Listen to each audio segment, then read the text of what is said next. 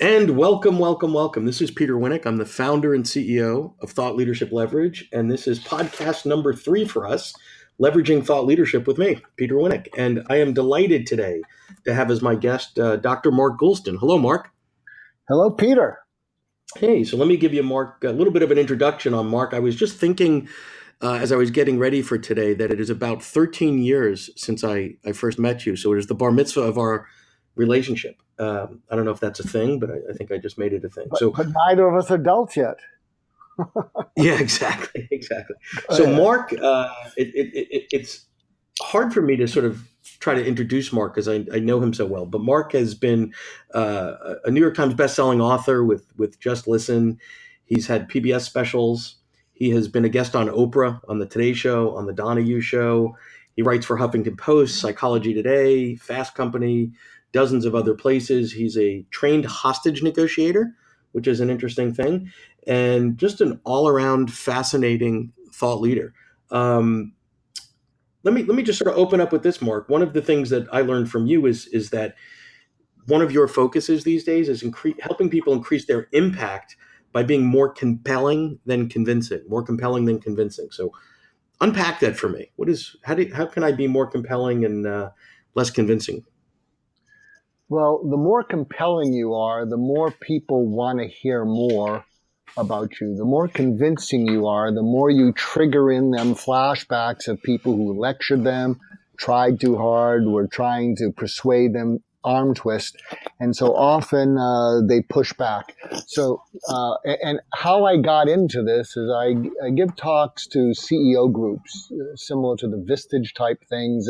And one of the presentations that I gave, in fact, I have a company called the Goulston Group, and we made our tagline this, is how to create gotta have it. Because if you can create gotta have it, as the Apple Store did up until recently, you just take sales orders. And I'm going to give you some acronyms and formulas so we unpack it that way. The key to creating gotta have it is to trigger in a customer, client, reader, investor, talent you're trying to attract, trigger in their minds, whoa, wow, yes. And whoa means as soon as they hear, read, or see something related to you, they say, I can't believe what I just saw, heard, or read, or felt. Right. That's the whoa. That breaks through ADD. That breaks through, their mind being distracted. And then they take a second hit on it. And the wow is, that's astonishing, amazing, unbelievable. You actually do that? And then if what your product or service does that, you can say, we do that every day. And then the I love that. The is, HMMM is, that's too good not to use. And we're not going to throw that away. And then the yes is, I see how we're going to use it, sold. And last year I toured doing a show called Steve Jobs Returns, where I played Steve Jobs coming back to Apple in 97 and turning it around. But the centerpiece of it was how Steve Jobs naturally knew how to create whoa, wow, yes. And actually something that you really get viscerally, and I show during my one-man show, is I show a video dramatization of Steve Jobs visiting Xerox PARC, where he first lays eye on the graphical user interface, the mouse and the icons. And when you see the dramatization, or you even hear him report on having visited, what you see is he's kind of his skeptical self. He lays eyes on the mouse, and it's like, whoa, can't believe what I'm seeing. And then he leans in and says, can I try that thing? And then when he's trying it, he almost breaks into a sweat. So that's like a wow.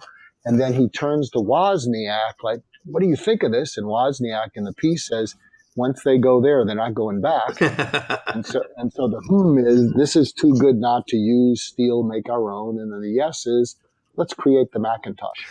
That's amazing. So let me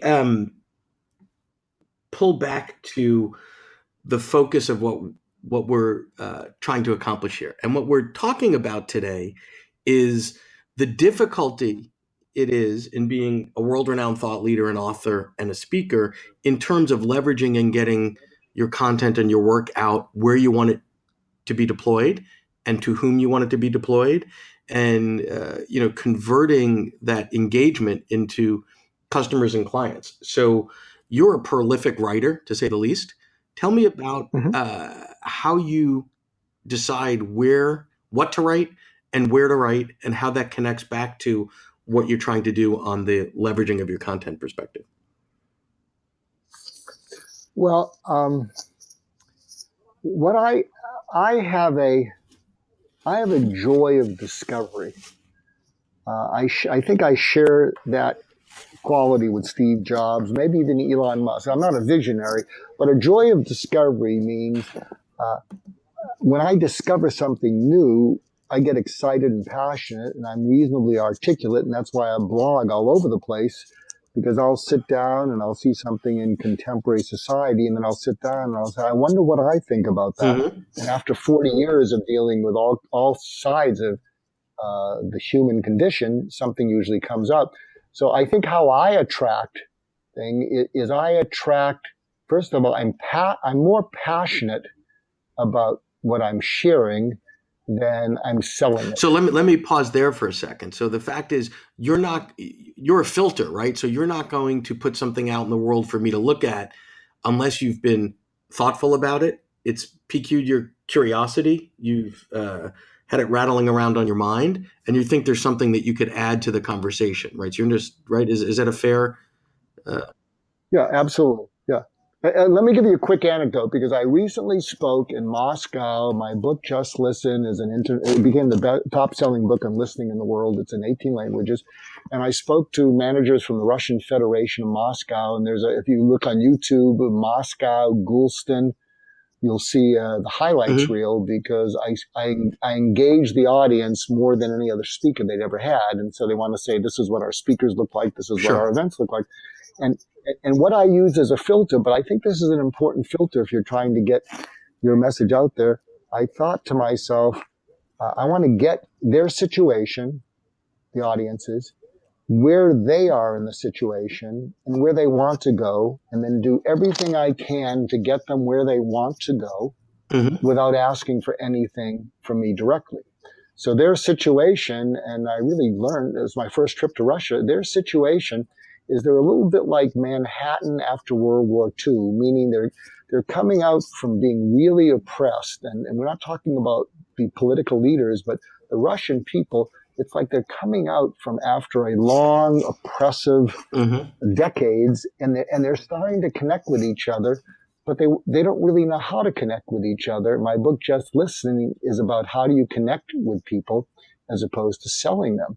So it's almost, if you can picture Manhattan after World War II, it's like people coming out and they're going to Mm-hmm. coffee houses and they want to relate to each other. And so they're in a situation where they're not so oppressed. Where they are is there's a sort of a aloneness and loneliness that they're now free to talk about Mm-hmm. and care about each other, but they don't have a way to do that. And so what they want to do is develop better relationships with each other, which aren't coming from the fear of living in an oppressive country.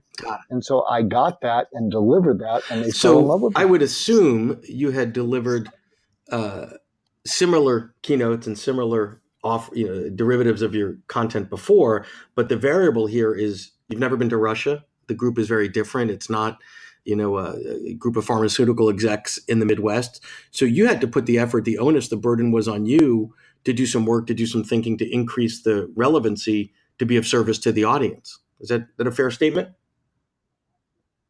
Yeah, absolutely. Yeah, because I've given that talk. And to be honest, I was going to abandon giving talks on Just Listen because it's something that the world needs, but it doesn't want. And American business, when I'd be hired for a conference, I'd get sort of a high rating, but then people would go back to deal Right, right, making. right. It was kind of like that different presentation that every conference has to have because you can't have 100% of the conference deal making and technology.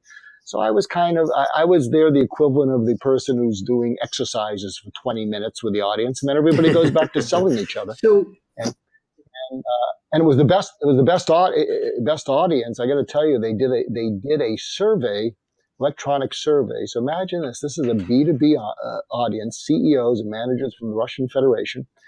And so, I'm a little mhm. bit nervous at the beginning of it, and it's all being simultaneously translated. So it was translated into Russian as I was speaking. Uh, and and they did a survey. What do you want to get from this day? Personal development, management, leadership, sales, and I forget the other thing. 80% said personal Wow. development. Wow. I have never spoken to a business That's audience fascinating. anywhere who cared about personal development. So I had them at hello. So let me ask you to imagine you're talking to an audience of Dr. Mark Goulston's 20 years ago. And what I mean by that is obviously they're young and they're handsome and they're brilliant, obviously, but they're just sort of breaking out onto this thought leadership scene from somewhere else, right? They've written a book, it's taken off, they're being asked to speak, they're sort of coming into the limelight on their own that way. What advice would you give them? Because you've done this, you've taken this journey, you've left other things to make this your core. What advice might you give them today to somebody that's obviously smart and has something to say? Well, first of all, don't be high maintenance. A lot of people have no control whether you make the cutting room floor. Don't be a jerk in this day and age. I'll tell you something else. A good anecdote. They had me. I was interviewed by the biggest business newspaper Mm-hmm. 2 months before I came to Russia. So I was Right. also preaching to the choir because of this. And what happened is Ilya gets on the phone. He said, Dr. Gould, we want to speak to you about your book. And I said, Ilya, I got to tell you my goal for this article. And he said, what's that, Dr. Goulston? And I said, here's my goal. My only goal is that you write an article that gets you promoted or gets you a raise and you don't get criticized or thrown under the bus. It's my only goal. Here's the challenge. I talk in tangents. I'm doing a little of that even here on the interview. I talk in tangents. And will you be able to scrape together from our interview enough to be able to Right. write such an article? But that's my only goal. So what does that translate into? Front page story, 2 pictures on Right. this the top business publication in Russia, and usually it gets 25 to 30,000 reads, Wow, that's amazing. 460,000 views. But I think the part of it is, I think when you can, if you're there to help the other person be Mm-hmm. successful in their job, they're gonna pull out all the stops to help Well, and you. that's where I wanted to go back to. So you said, "Don't be a jerk," because what I find amazing is people that are relatively new and some that have been there for a while on the speaking scene. All of a sudden, the world revolves around them, and they're making demands of people, and they're not thinking about it as a client centric based organization. If you're a keynoter, quite frankly, you're a commodity. There's 1,000 other people I could choose to speak, and like any other business, and it is a business. The customer service, the customer experience piece is very, very, very important. If all you do is sell, sell, sell, get a customer, and then tell them all the demands that you have because you're so wonderful, you're sort of polluting the oceans behind you. So I love that you said don't be a jerk. And the other takeaway I had from what you just said is how do you focus on making the person that hired you, and this in your example was a journalist, but the person that is working with you that is looking to help you, how do you make them successful? And oftentimes we're so egotistical, narcissistical, stuck in our own stuff that we're only thinking of that other person as a vehicle or something. So, what other advice would you give the young Dr. Mark Goulston that's out there today? Well, I'll share another anecdote because hopefully people remember stories. And in my book, Just Listen, Mm-hmm. there's a chapter called The Impossibility Question. And it's a way to get people, it's a way to kick yes, but. So when you say to something, what would be something that would be impossible to do, but if you could do it, would rapidly increase your success? So I was a guest on this television show called The View, but I wasn't a rock star. I was just an expert to sort of add something to sort of a fluff piece. And what happens is the person, who's organizing me, the segment producer is there, and he's doing a good job. And I love to reward people that are doing a good job. And so I say to him, and he's in a rush, and I said, I have a question for you. And he looks at me annoyed, like, yeah, they're going to flash my book or something like that. And I said, where do you want to be in 5 years? And he said, what? I said, I'm a shrink. I ask questions. Where do you want to be? And he pauses and he says, well, I'd like to be an executive producer of a show like this as opposed to just a segment producer? I said, really? I said, what would be something that would be impossible for you to do, but if you could do it, would rapidly accelerate your getting there? And then he pauses. He says, why you at? I said, just answer the question. And he pauses and he says, if I could find Chandra Levy alive and get an exclusive interview with her for Barbara Walters, and Chandra Levy was this intern who was found dead, and if I could get an exclusive interview for her with Barbara Walters would say, who got the interview? And I said, and of course it was impossible because Chandra Levy ended up dead. And I said, so what you're saying is, if you can identify and focus on stories that would wow Barbara Walters, essentially, you'd get on a radar. And if you did enough of those things, you'd be curious, who is this? Who is supplying these things? And he said, exactly. And what was interesting is, he runs out of the room because he's going to something else, and I'm adjusting my microphone. And then he comes back in and calmly, and he looks at me. He says, "No offense, Doc. You're not exactly a rock star. You just add you add legitimacy to the piece, because you got a book."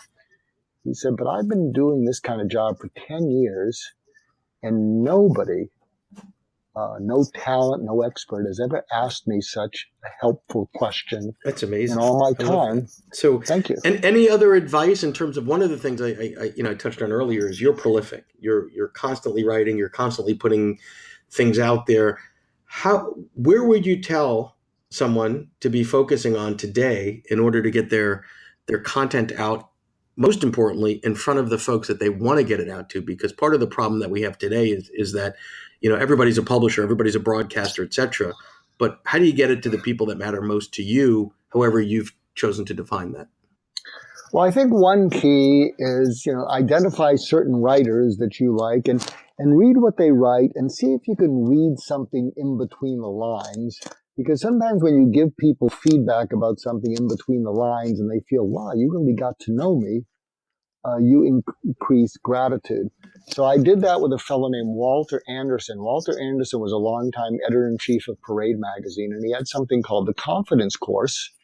And so it's a great book, and someone said, you should read this. And one thing about editors and their books is often they don't get many reviews because when they're an editor, they don't really promote their book because they're an editor. So when I read that, I said, oh, he doesn't have any reviews yet.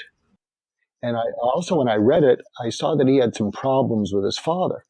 So I wrote the first review for it. You can find it, the Confidence Course. There's many more reviews.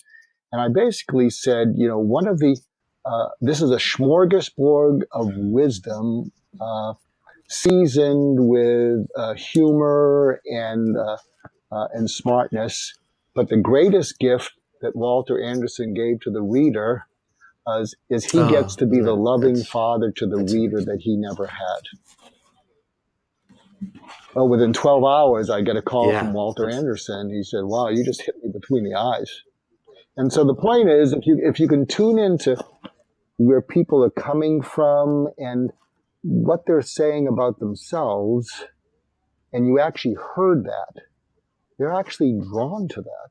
I mean, it's like, how did you know that about me? And they're not paranoid. It's like, nobody knows anything about me because everyone's interested in themselves. So I would say follow certain readers and be very specific. And actually, you can often email writers and say, thank you for that article. I especially like this thing, and be specific and complimentary. And I think if you do that regularly, if you can remind yourself that every time their column comes out, if you can see something, you can say, me again, boy, did you capture the essence of such and such? I don't know where you get this stuff from. And you start developing a relationship. A little thoughtfulness and a little gratitude go a long way. So tell folks where they can reach you and how they could reach you and what you'd like them to be reaching out to you for.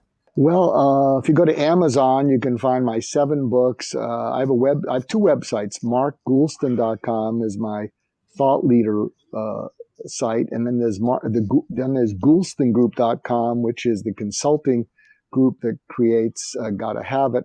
Something I'd like people to be aware of, and if they hear this, to help me out. I'm actually turning back to my roots as a suicide interventionist. And my next project, and I'm crowdsourcing this, is called Suicide from the Inside Out, an empathic approach to I just want it to be over. Mm-hmm. And because I was a suicide expert for 25 years and none of my patients killed themselves, and I treated them entirely with empathy. And other psychiatrists, referred people to me, Mm-hmm. and I'm a psychiatrist, and they did the meds and I did the empathy. But what I discovered about suicidal people is people kill themselves for different reasons, but the moment they pull the trigger, every suicidal person feels entirely alone. And if you can Mm-hmm. step in there, right there, and help them feel felt, which is what Just Listen's all about, and they feel less alone, they feel relief, and a little bit of hope ekes its way in.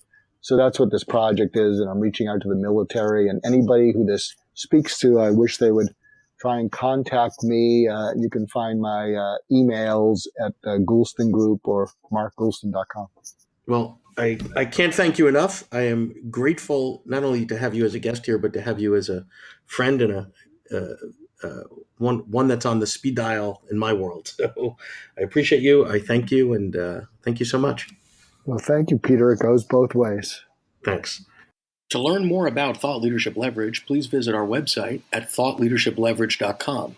To reach me directly, feel free to email me at peter@thoughtleadershipleverage.com. And please subscribe to Leveraging Thought Leadership on iTunes or your favorite podcast app to get your weekly episode automatically.